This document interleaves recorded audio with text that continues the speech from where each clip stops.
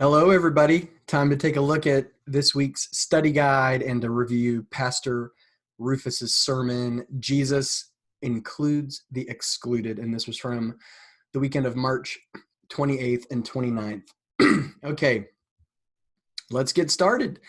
First thing I want to show you is if you want to do the study guide, but you don't want to necessarily take the time to watch this whole video as I just review the study guide with whoever cares to watch. I got my screen shared with you right now, and you can look at hopechurchmemphis.com/media, and I've already clicked a few links. So this is hopechurchmemphis.com/media. You scroll down. I have clicked already on weekend sermons, and it brings us to this weekend. And so if you click this button right here, digital bulletin and study guide, it will take you to the page that I'm looking at. If you need to watch the sermon, you can click the play button right here. And if you need to give, which we're so grateful for, if you're able to give, the button is right there.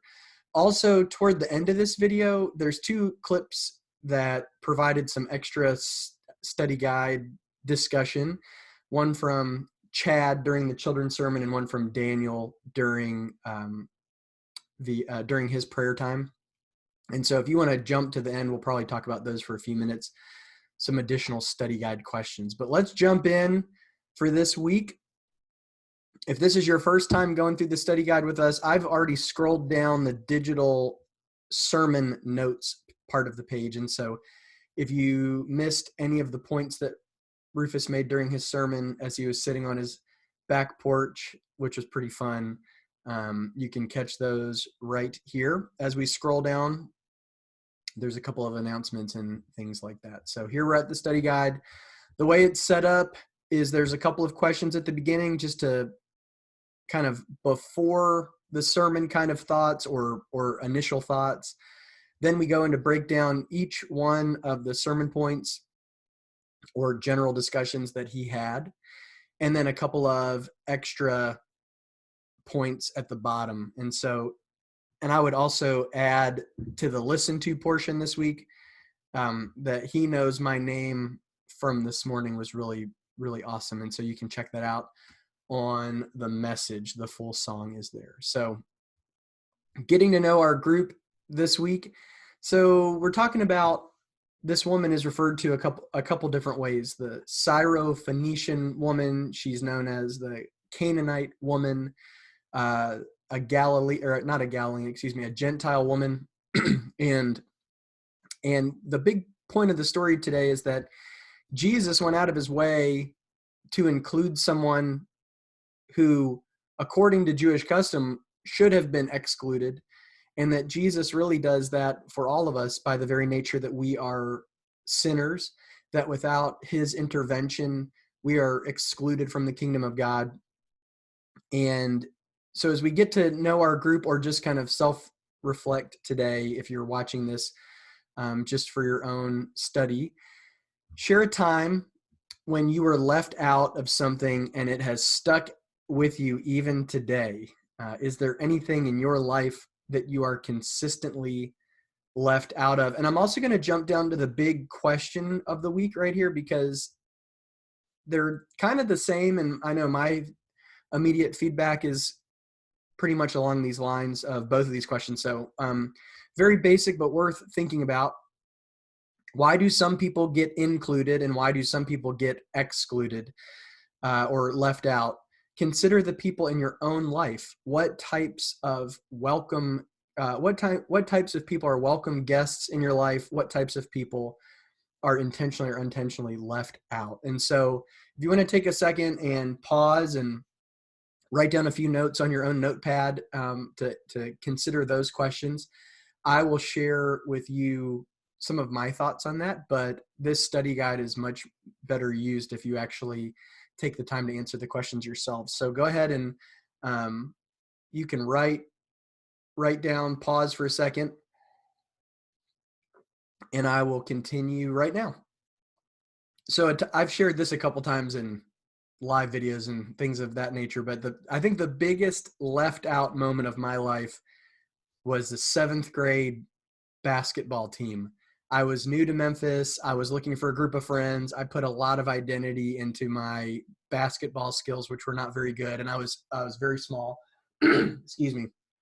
And so I knew that if I could just make the 7th grade basketball team, that was going to be the thing that got me friends and maybe got me a girlfriend and gave me a purpose and a meaning. Cause I was practicing out in my driveway all the time, and I was ready to take my skills to the Houston middle school court. And I had a terrible tryout. I couldn't dribble. I couldn't shoot. And when they finally announced who made the team and who didn't make the team, it would not shock you that I was left off of the Houston middle school 7th grade basketball team. And so that is one that I, even to this day, when I'm out shooting in the driveway and playing with friends, I like to tell that story, because that was definitely a huge disappointment at a time in my life where I thought that was the only thing that mattered. Then down to the big questions this week.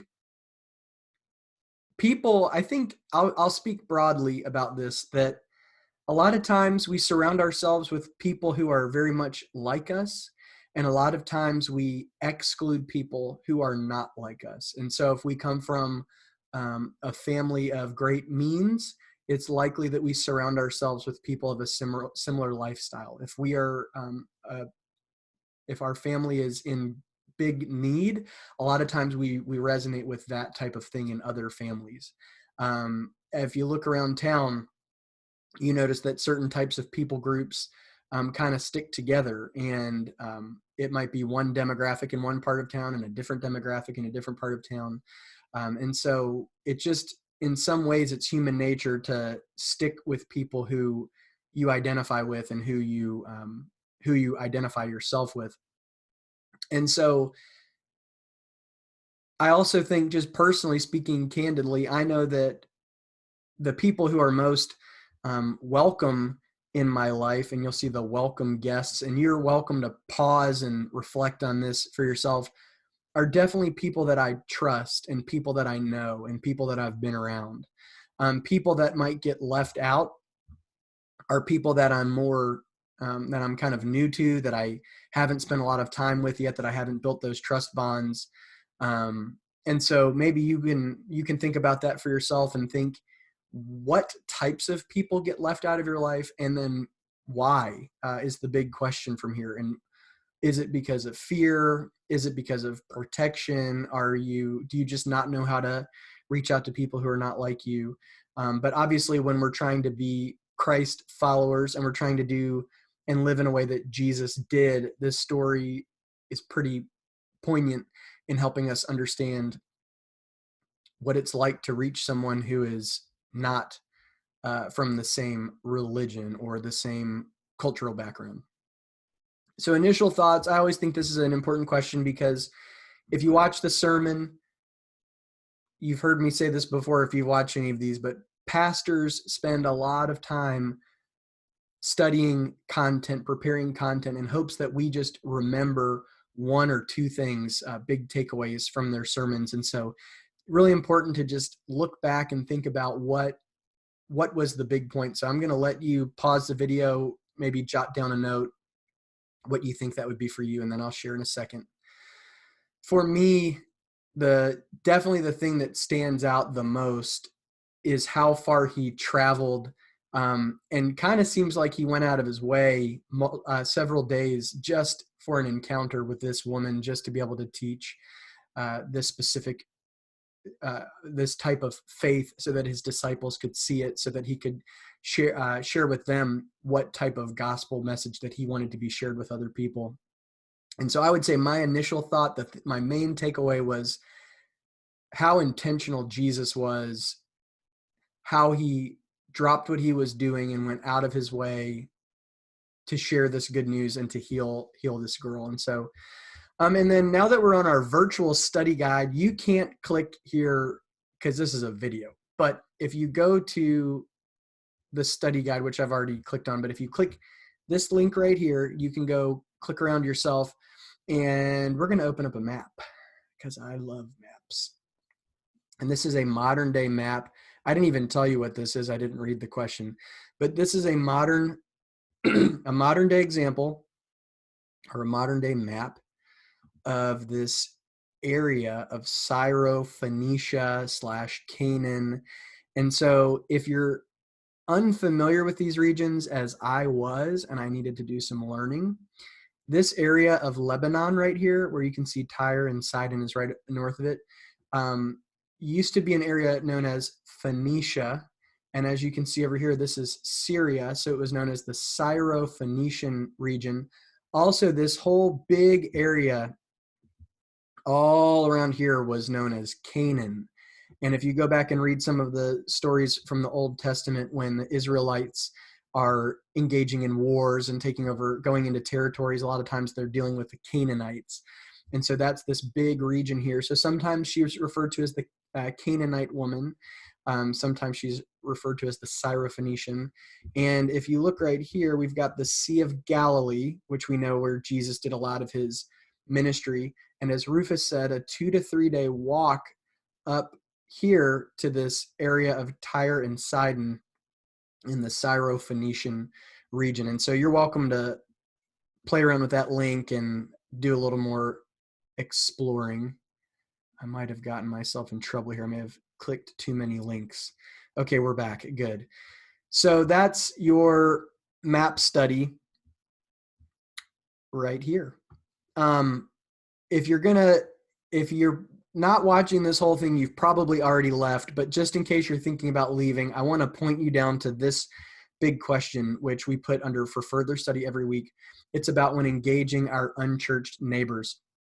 Hope is the church for unchurched people. It's our mission. It's our passion. We want to engage unchurched neighbors. We want every sermon to help us engage unchurched neighbors. So that's kind of the purpose of this. This sermon is where evangelism begins. God's love and grace. Let me highlight this in case you're having a hard time finding it. God's love and grace create in us an interest in those who are not yet included in the family of faith. There is nothing more outreach oriented than reaching out to those who are excluded. What fears are you tempted with when you think about sharing the gospel with unchurched family, friends, coworkers, classmates, teammates? And who is one person this week that comes to mind that you would like to excuse me, share a message of hope with?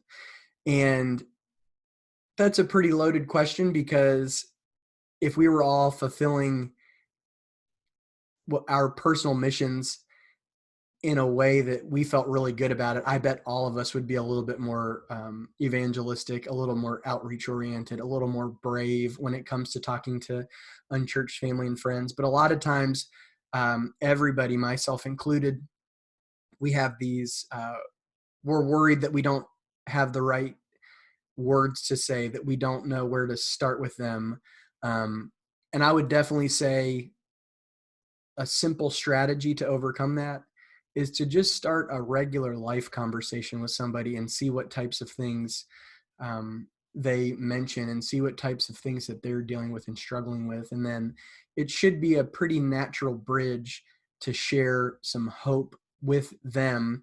Maybe they're struggling with the fear of COVID-19. You could then share with them that you're struggling with the fear of COVID-19 as well, and hear from a biblical standpoint, here's some hope that you have, and here are some of the verses that you lean on and the prayers that you pray. And so anyway, if nothing else, definitely be thinking about how this sermon helps you better engage unchurched neighbors. So to go through question by question here, which we are going to do, and again, if this is boring you to tears and you just want to do this yourself, you can go to our media page and you can just open up the study guide and you can review it in your own time. So our bottom line for this week is that Jesus includes the excluded. Read Matthew 15:21-28. I'll let you pause the video real quick and do that. That's a longer passage. During the sermon, Pastor Rufus said, Jesus left the Jewish territory of Galilee to walk 35 to 40 miles to the border of Tyre and Sidon, a 2 to 3 day walk, meaning he deliberately sought this excluded woman. The question is, what other Bible verses, passages, or other stories come to mind when you consider the importance of including excluded people? And also, Rufus said he defined faith as not simply a feeling, but a belief shown by a behavior. And I want you to look at this part for a second. A 2 to 3 day walk, 35 to 40 miles. I know if any of you out there have ever done a big hike or anything like that, you know that's a long distance to walk. The farthest I've ever walked that I'm aware of in one day, Christina and I were in Italy on a vacation. That was her dream vacation. She's Italian. And this would have been, I don't know, before we had kids, so 7 years ago. And we decided, instead of dealing with public transportation, that we were just going to walk to a car rental place that was 4 miles away. And we thought that would be fun. And we ended up getting there and had an issue. The car was a manual and neither of us could drive a manual. So then we ended up having to walk back 4 miles back. And so that was only 8 miles and it felt like we walked all day. So that 35 to 40 miles definitely seems like a big hike to me. And so go ahead and pause it if you want to spend a little bit of time thinking about this passage, some other times where Jesus included excluded people like tax collectors and sinners and prostitutes. And when Jesus was willing, when he said that he came to seek and save the lost, and Jesus was all about reaching people who felt like they weren't included. And we should definitely take that to heart as Christians, that should be a huge part of what we're trying to do. Pastor Rufus said that she had courageous and inquiring faith. Read Matthew 15:22. This woman knew where to find the answers that she needed, but she had to overcome some obstacles to get there. So share a time when you witnessed a Christian friend or mentor display courageous faith, and share a time when you asked God for something you knew you could not get without his help. So the first part of that one, if you want to pause for a second and write down maybe some of your comments or notes, now would be a good time to do that. A time where I saw someone, let's go ahead and read this, Matthew 15:22.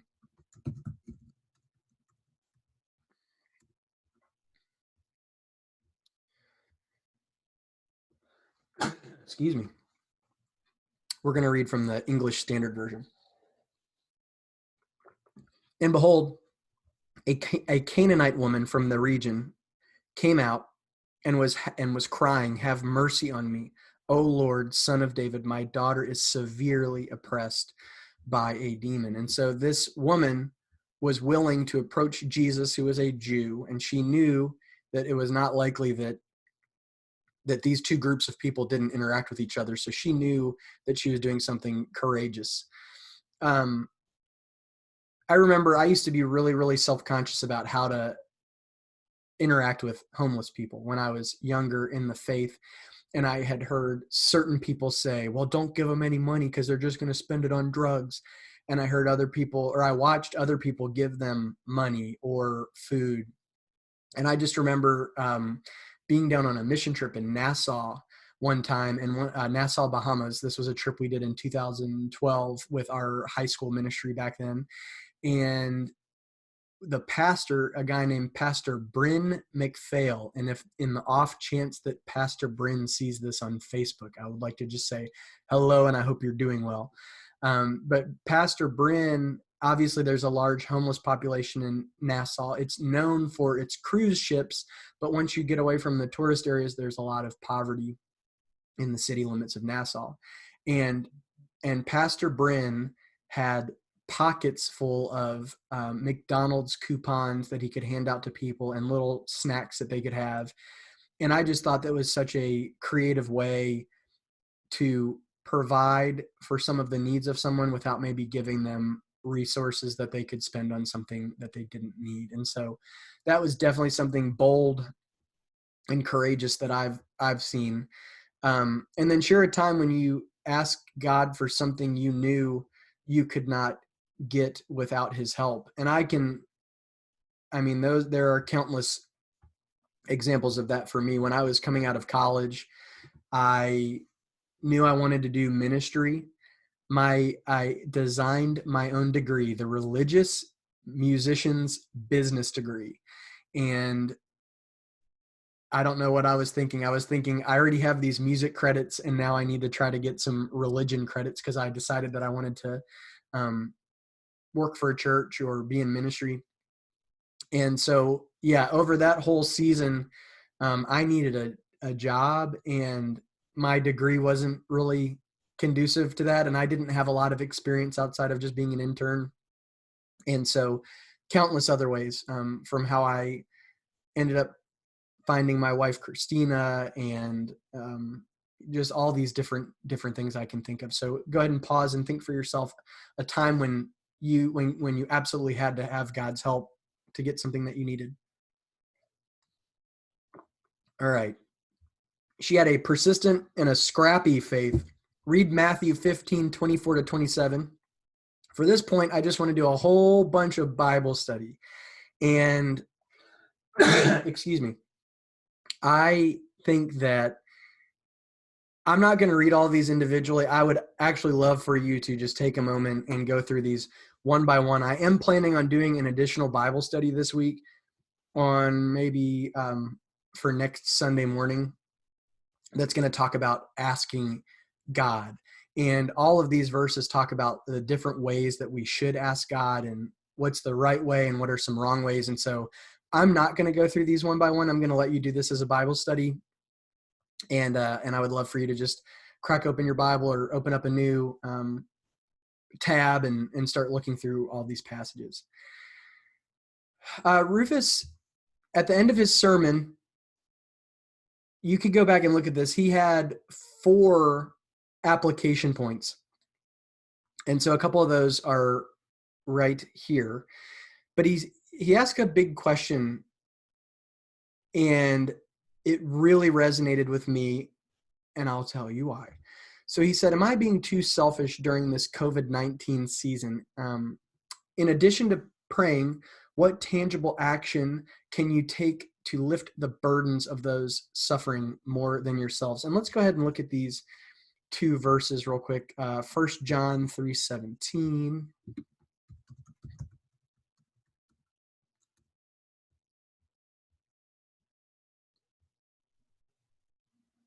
He says, but if anyone, remember the question before you read this verse. The question is, what is something that we can be doing to lift the burdens of those who are suffering more than ourselves? If anyone has the world's goods and sees his brother in need, yet closes his heart against him, how does God's love abide in him? 1 John 3:17 and Philippians 2.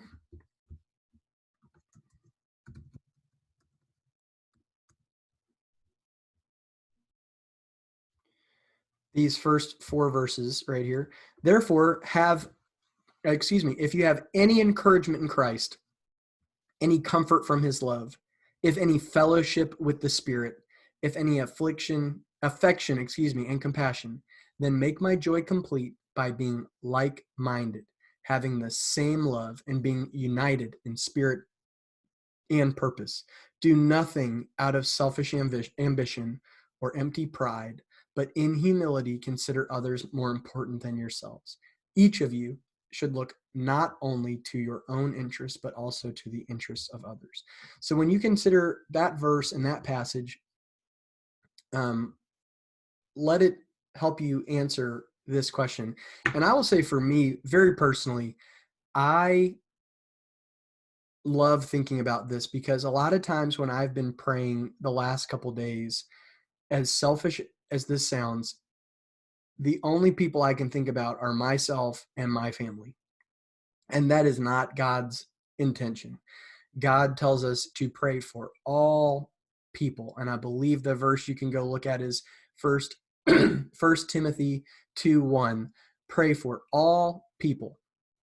And so many times, and to love our neighbors as we love ourselves. And there's just too many times where I close my eyes to pray. Excuse me for all the water. I'm feeling dry today.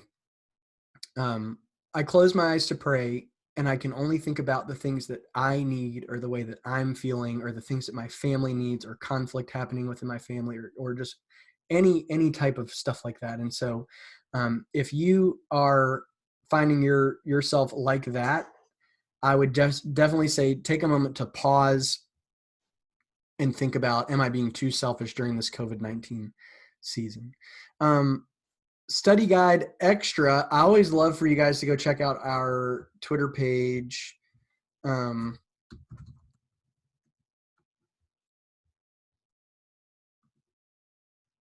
right. And Hope Church Ace is the handle. And we pin right here at the very top is the study guide extra question for this week. And so the question is, trust God seriously or seriously? Question, has God ever done anything to break your trust? If yes, share your experience with a trusted Christian friend. And if no, why are you so worried? God is not afraid of anything. He has power over everything. And there's this, I'm going to pull out this devotional real quick.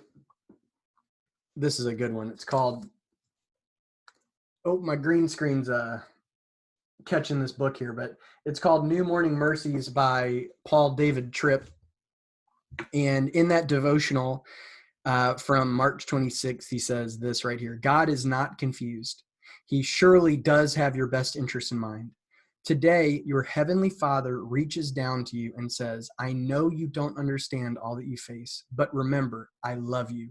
Trust me, and you will find peace that can be found no other way. And our verse, trust in the Lord with all your heart and do not lean on your own understanding. So if you want to pause the video real quick and look up here, has God ever, well, you can't highlight that one. Has God ever done anything to break your trust? And we're getting close to wrapping up here. Memory verse for the week. Jesus answered her, "Oh woman, great is your faith. Be it done for you as you desire." And her daughter was healed instantly. If you're looking for an additional resource this week, I love map studies and I love historical studies and all this kind of stuff. So there's two great Wikipedia articles that will tell you more about the region. And so if you click Phoenicia, it's going to take you to wikipedia.com/Phoenicia, and it's going to give you a great overview of this region if you're looking to the right side of the screen. And these are scholarly articles, so they are long with resources and citations and all this kind of stuff. And I did read through these, and they're really great. The second one is Canaan, which again, Canaan is kind of the larger region around all of this, and Canaan's a huge, important part of the Bible. So maybe I would even recommend reading this one more so that you can have an idea of just how vast Canaan is and how important it was in Bible times. And then lastly, if you are still here, bless you for being here.